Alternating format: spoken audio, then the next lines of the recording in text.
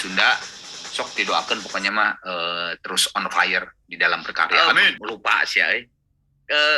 Kemarin tuh saya 11 Januari kan 28 tahun anniversary saya sama Dewi kan.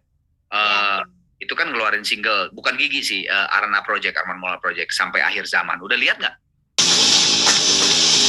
Baceprot saat konser kedua di Amerika Serikat, seperti ini. Yang menarik adalah latar belakang lahirnya lagu ini, sebuah amarah terhadap Dewan Juri Lomba.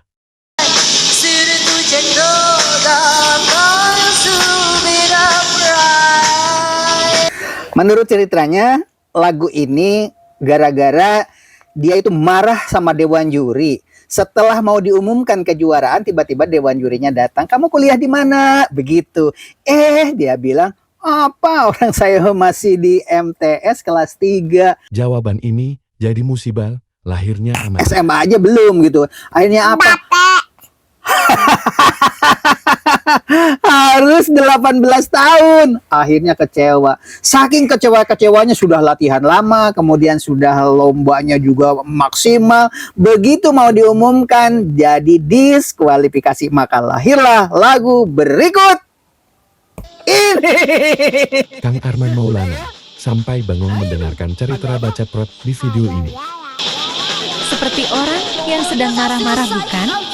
Teriak-teriak sampai menjerit sambil berlari ke sana kemari. Namanya juga orang sedang marah. Hal ini diekspresikan dalam irama lagu.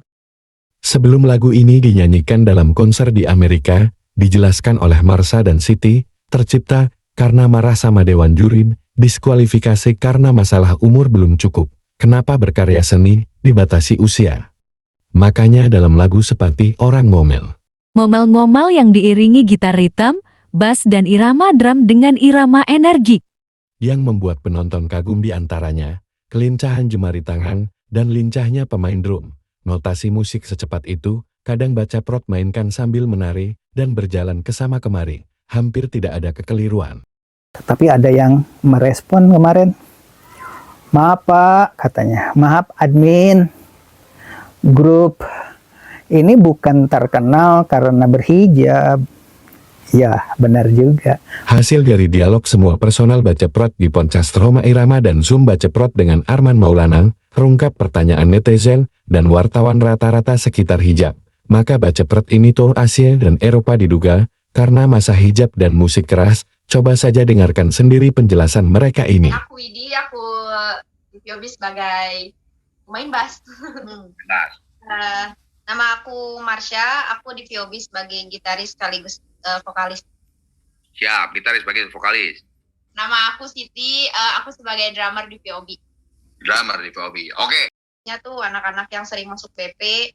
Nah, di sana kita bertiga. Oke lah, anak-anak yang sering masuk BP. Kalimat inilah yang sering dianggap anak nakal, karena sering masuk ruangan konseling. Baraung mentu berleguk. Pertanyaan wartawan Eropa dan netizen mengenai hijab sering mereka terima, bahkan seolah menyudutkan. Waktu di luar negeri ngomong hijab itu sebenarnya nggak niat untuk bawa itu ke panggung karena ya itu kan agak sentimental gitu. Berawal dari luar panggung, para wartawan bertanya menurut versi mereka bahwa hijab itu pengekangan terhadap wanita. Apa jawab Baceprot? Hanya itu berputar seputar di situ terus gitu hijab. Naon tah berputar maksudnya tuh dia teh nanya apa? Maksudnya teh apa gitu? Pertanyaannya tuh kayak kalian tuh pakai hijab tuh dipaksa siapa gitu. Jadi selalu gitu. Jadi jadi lebih ke Islamnya ya, lebih ke Muslimnya ya berarti ya. Oke. Terus. Terus dia nyebutnya yang agak nyinggung tuh nyebutnya kalau hijab tuh katanya kayak semacam simbol opresi lah. Iya, bahwa wanita tuh seperti dipaksa gitu kan, harus seperti itu. Gitu. Oke. Nah, terus jawaban kalian gimana? Terus kita bilang kalau sebenarnya kita pakai hijab mungkin dulu itu karena lingkungan gitu. Tapi setelah kita besar, kita tuh diberi kebebasan untuk memilih. Setiap wawancara di podcast, pertanyaan wartawan tentang hijab ini selalu mengemuka. Belakangan saat diwawancara Raja Dangdut Rhoma Irama, hal inilah yang menyebabkan admin menilai hijab bagian dari kunci sukses membuat banjir undangan. Aman gitu, bukan karena paksaan siapapun. Dijawab dengan jujur saja, mereka para wartawan Eropa itu tetap tidak percaya. Mengapa ya? Masih coba untuk itu sih kayak gali lagi gitu, kayak oh yang benar gitu kayak Bagi gitu. para netizen yang tidak percaya tentang hijab ini merupakan bagian dari latar sukses Baceprot, syah-syah saja. Namanya juga pendapat. Semua orang boleh memiliki dugaan yang berbeda. Konten ini hanya mengungkap realita yang ada. Masalah itu kan personal gitu, urusan kita sama Tuhan kita gitu. Kita tuh nggak punya kewajiban untuk membuktikan itu pada siapapun gitu. Betul. Nah, Saat di Prancis dan berbagai negara di Eropa, pembahasan hijab selalu mengemuka, biasanya pemusik demikian di Eropa. Banyak yang tampil setengah begitu, wajar jika mereka banyak yang mabuk alkohol dan obat-obat terlarang. Jadi wajar jika Baceprot jadi sorotan di Eropa, keliling dunia sambil siar. Bukan cuma karena berhijab, tetapi karena unsur-unsur lain diantaranya adalah barang langka. Kelangkaan juga menentukan. Di ruang komentar konten sebelumnya, banyak netizen Indonesia protes kepada admin gara-gara membahas hijab ini. Tentu saja, ada yang dengan nada miring, tapi ini adalah realita yang ada di lapangan. Jika dahulu konon banyak orang datang di konser karena ingin melihat bugilnya penyanyi. Menjual berlian tidak akan semahal itu karena tidak langka. Semua batu-batuan adalah berlian seperti itu. Tapi karena berlian itu di samping indah juga langka, maka mahal. Nah, musik keras, biasanya kan yang namanya orang berhijab, musiknya gambus, kasidahan, kan begitu. Tiba-tiba dia memainkan musik keras dengan gayanya tidak kalah dengan orang-orang yang lain. Seperti halnya pemain musik keras yang lainnya, ya kan? Nah, Apakah Anda termasuk orang yang tidak percaya pada asumsi admin? Silahkan saja ya. menerima undangan dan mereka berangkat ke seluruh dunia. Karena apa? Karena unik. Jadi bagi yang berkomentar, bukan karena hijabnya Pak, katanya bilang begitu kan. Iya, mungkin tidak. Karena apa? Di dalam dunia berkesenian itu kadang-kadang memasarkannya walaupun lagunya bagus, kalau memasarkannya tidak pandai-pandai atau tidak ada trik dalam pemasaran, bedakan dengan zaman dahulu. Zaman dahulu itu lagu sesederhana apapun karena tidak ada saingan cepat booming, dolar berdatangan. Sekarang banyak cara untuk memasarkan. Kadang-kadang lagunya tidak terlalu bagus juga, ya standar. Tapi kalau memasarkannya lewat prank, memasarkannya lewat cara yang unik-unik, bisa terkenal. Salah satu di antaranya itu. Yang penting sungguh-sungguh. Karya seninya supaya indah harus memiliki kesatuan dan rumit. Barulah kesungguhan. Jadi 3 paket ya, 3 dalam 1 paket ya. Keindahan, kerumitan, dan kesungguhan. Mari kita lihat dulu musik berikut ini ya.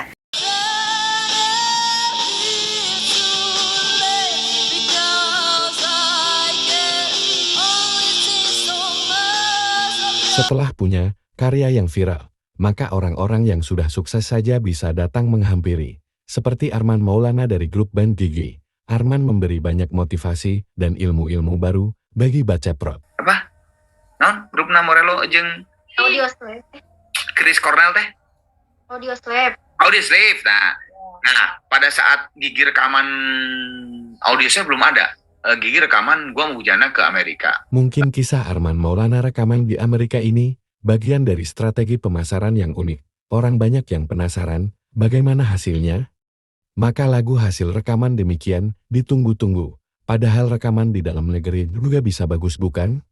Itulah keunikan Gigi pada saat itu. Urang teh jeung si bujana papelong-pelong teh kieu.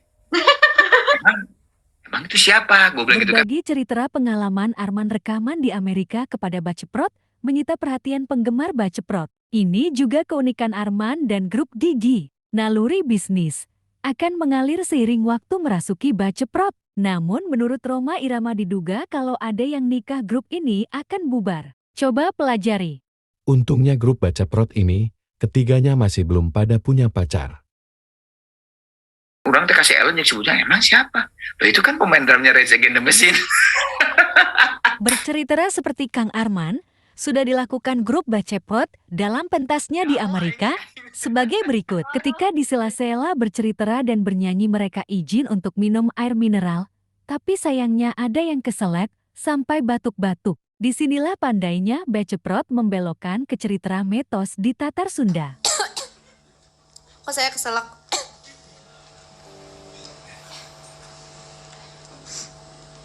Siti, lagu selanjutnya apa? Aduh. Udah dong, jangan ngomongin saya terus nih. Siti, selanjutnya lagu apa? Dalam mitos Sunda, orang keselek saat minum, itu adalah tanda adanya orang yang membicarakan dirinya. Inilah strategi Baceprot untuk mengulur-ulur waktu. Kemudian, dia bercerita tentang latar belakang terciptanya lagu yang akan dia bawakan. Tampak lagunya seperti orang ngomel-ngomel penuh rasa jengkel. Coba dengarkan ceritanya. Jadi begini teman-teman, di balik terciptanya lagu ini, jadi tuh ada kesan menyakitkan di belakangnya. Cia, kesan menyakitkan. Jadi dulu kita tuh ikut event di kota Garut, karena kita kan rumah kita tuh dari Garut tuh masih 2 jam ya. Inilah gaya Baceprot di atas panggung. Bercerita apa saja tentang pengalaman mereka. Walaupun desakan dari keluarga untuk segera menikah terus-terusan. Maklum bagi orang pedesaan kekhawatiran orang tua sangat besar dikala mereka sudah dewasa, tapi masih gadis. Ini bagian dari perjuangan Baceprot. Ada juga kisah Baceprot menangis begitu tahu keluarga mereka menonton konser. Kejutan luar biasa bukan? Singkat cerita, setelah perjuangan latihan yang panjang, lomba pun digelar. Pas pengumuman kejuaraan, Baceprot dianulir karena usianya belum 18 tahun, maka lahirlah lagu ngomel-ngomel ini. Ikut audisi. Dan kebalik loh, bukan kita yang minta foto sama jurinya, tapi jurinya yang pengen foto sama kita. Bukan sombong, ini kan lagi cerita. Kadang Baceprot juga dibilang sombong oleh penonton konser. Padahal ini adalah narasi pengantar lagu. Agar penonton meresapi makna di balik lagu itu. Kalian bagus, pokoknya dia muji-muji deh. Nilainya besar katanya itu di pencuriannya. Pas tanya kuliah di mana? Kita baru kelas 3 MTS, Om. Dia ketawa, katanya harus 18 plus. Jadi yang ikut event itu tuh harus 18 plus. Inilah cerita pahit Baceprot dianulir dari peserta pasca usai bertanding. Hanya tinggal menunggu pengumuman kejuaraan. Penonton pun akhirnya tertawa senang. Tentu saja menunggu lagunya dibawakan. Beginilah lagu yang diilhami atas dasar rasa jengkel, sedih, dan kecewa.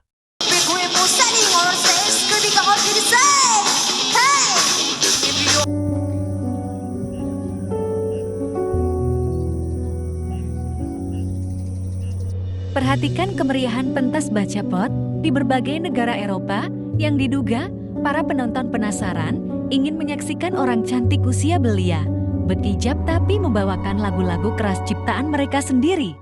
Tapi jangan salah paham, kesuksesan Baceprot ini berkat kerja keras guru bimbingan konseling bernama Abah Asra. Ikuti kisahnya di channel ini, menyangkut Abah Asra dipecat dari sekolahan. Karena apa? Abah menjelaskan dirinya pun kerap mengalami hal-hal yang tidak mengenakan yang dialami personil VOB di awal mereka memutuskan untuk membuat sebuah band metal. Namun perjalanan pahit mereka menurutnya bisa dikalahkan dengan keberanian VOB untuk menempuh dan meraih mimpi. Beberapa komentar tentang Abah Ejra. Ada yang mengatakan guru nakal ketemu dengan siswa nakal. Ini yang harus dikoreksi ya. Bah Ejra bukan guru nakal, tetapi guru punya prinsip yang tegas. Mengapa dia kok sampai 2 kali dipecat dari sekolah yang berbeda? Sebenarnya hanya salah pendapat. Guru Ejra itu ingin membenahi perpustakaan yang sudah berdebu dan tidak pernah dipakai. Tapi ada yang tersinggung sehingga lahirlah kalimat-kalimat yang seolah-olah menuduh Guru Ejra menggelapkan buku. Itu hanya konflik internal, itu biasa. Yang namanya orang ingin maju untuk melesat ke atas itu biasanya ada kawah candra di muka. Kemudian kok siswa nakal katanya bisa sukses? Bukan nakal, tetapi belum menemukan guru yang tepat atau belum menemukan guru yang cocok. Jadi kalau ada siswa yang tidak pandai, sebenarnya bukan bodoh, tetapi siswa tersebut belum menemukan guru yang tepat dengan bakatnya masing-masing. Itu tidak ada manusia bodoh. Setelah Baceprot sukses, Arman Maulana dari grup Ban Gigi banyak memberikan ilmu dan motivasi berkarya. Inilah cerita Arman Maulana mengawali Zoom dengan Baceprot. Dalam kisah lanjutannya Arman berbagi cerita lucu, cerita pengalaman unik, dan cerita lainnya. Sama di Sunda oge, tapi kalau saya mah kalau saya mah Bandung, anak-anak ini mah tidak dari ada Garut, manusia bodoh. Tidak ada manusia itu yang tidak berprestasi. Selagi bertemu dengan gurunya yang tepat, maka dia akan melejit. Itulah barangkali sebagai bahan gambaran. Ada juga komentar yang mengatakan, mana Menteri Pendidikan? Seharusnya guru yang seperti inilah yang diberi penghargaan, katanya. Sebenarnya bukan cuma guru Ezra yang memiliki kehebatan, yang memiliki keberhasilan itu banyak. Bahkan bukan guru saja yang bekerja di dunia seni dan ilmu pengetahuan itu karena tidak digali dan publikasinya kurang gencar, sehingga kita seolah-olah guru Ezra saja yang punya potensi seperti ini. Salah satu contohnya. Semua orang punya potensi seperti Baceprot, guru Ezra, Arman Maulana, dan sebagainya. Kita tengok dulu Sabrang dari Letu. Sabrang dari grup band Leto.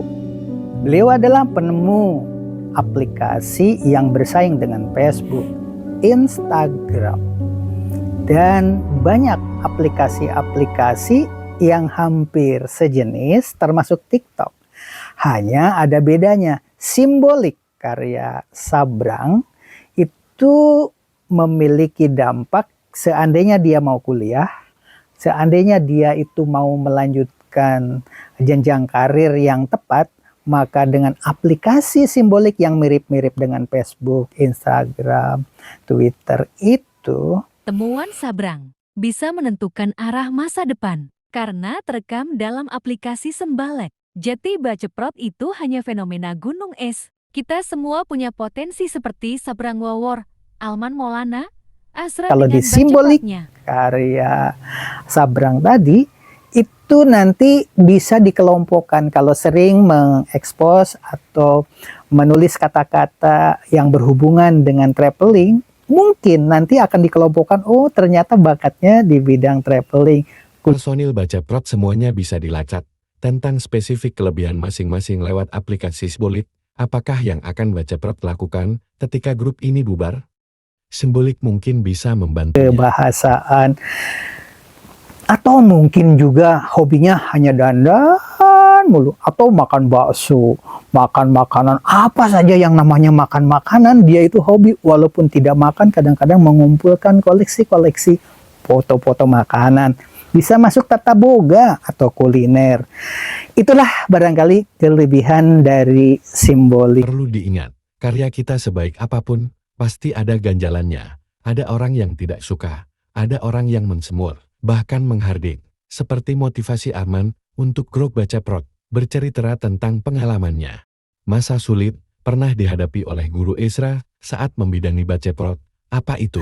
Lepas dari tugas di sekolah tersebut, akhirnya setelah orang tahu bahwa Mbah Ezra ini memiliki keistimewaan dan ternyata tujuannya mulia, bahkan seminggu sebelum pentas oleh kepala sekolahnya, siswa-siswa yang bertiga tadi yang dididik oleh Ezra dibelikan drum, dibelikan gitar listrik, dibelikan bass, dibelikan 3 jenis gitar itu ya dibeli semuanya. Tapi sayang, sampai beliau-beliau ini malah nangis, bukan seneng. Kenapa pemain drumnya sampai menangis? Setelah ditanya, kamu dikasih drum seperti ini, Kok malah nangis? Kenapa? Apa karena saking bahagianya? Bukan. Aku nggak bisa maininnya, beda. Tantangan itu selalu muncul dan terus muncul lagi. Bentuknya beda-beda. Seperti grup Baceprot ini ingin tetap menggunakan peralatan yang dirakit sendiri. Tapi akhirnya berlatih maksimal dan akhirnya sukses. Sampai sekarang dia tembus ke Asia, tembus ke Eropa. Berkat kegigihannya tadi. Yang tadinya juga pemain bassnya itu hanya gitar yang putus-putus talinya karena ada bassnya aja di atas, itulah jadi alat bass. Kemudian diberikanlah alat musik bass yang sungguhan. Begitu dia latihan terus sampai tangannya melepuh. Dan masih banyak lagi contoh-contoh Kawah Chandra di muka ya. Nah, inilah salah satu contoh dalam karya seni itu harus memiliki kesatuan, kerumitan, dan kesungguhan. Jadi suatu karya seni itu akan indah jika memiliki iramanya atau di dalam gambar itu memiliki warna-warnanya padu, kesatuan ya. Yang kedua, kesungguhan, digarap secara serius seperti Ejra ini. Mbah Ejra dia serius bagaimana menata layout, penyinaran, pakaiannya, kemudian setting panggungnya, bukan cuma lagu yang dia ciptakan. Mbah Ejra luar biasa. Ternyata ketika anak-anak yang 3 orang diwawancara oleh Rhoma Irama, siapa yang menemukan nama? Ternyata Abah Ejra. Siapa yang melatih main bass? Abah Ejra. Siapa yang melatih ritme? Mbah Ejra. Siapa yang main drum itu, cara-cara mempermainkan alat musik itu, siapa yang mengajari? Mbah Ejra. Padahal Mbah Ejra ini jurusan bahasa Inggris, bukan jurusan seni. Nah, tetapi karena prinsip tadi, kesatuan, kerumitan, dan kesungguhan, itu prinsip utama di dalam menciptakan suatu karya seni itu sudah terpenuhi oleh Abah Ejra sehingga ditanggapi oleh yang lain. Tetapi ada yang merespon kemarin, maaf Pak, katanya, maaf admin, grup ini bukan terkenal karena berhijab. Ya, benar juga. Bukan cuma karena berhijab, tetapi karena unsur-unsur lain, diantaranya adalah barang langka. Kelangkaan juga menentukan. Emas, berlian dengan batu kerikil. Kenapa? Berlian lebih mahal karena indah. Lebih mahal lagi kalau langka. Tapi kalau semua batu-batu yang ada, batu-batu kerikil yang ada adalah berlian. Mungkin kalau ada yang menjual berlian tidak akan semahal itu karena tidak langka. Semua batu-batuan adalah berlian, seperti itu. Tapi karena berlian itu di samping indah juga langka, maka mahal. Nah, musik keras, biasanya kan yang namanya orang berhijab, musiknya gambus, kasidahan, kan begitu. Tiba-tiba dia memainkan musik keras dengan gayanya tidak kalah dengan orang-orang yang lain. Seperti halnya pemain musik keras yang lainnya, ya kan?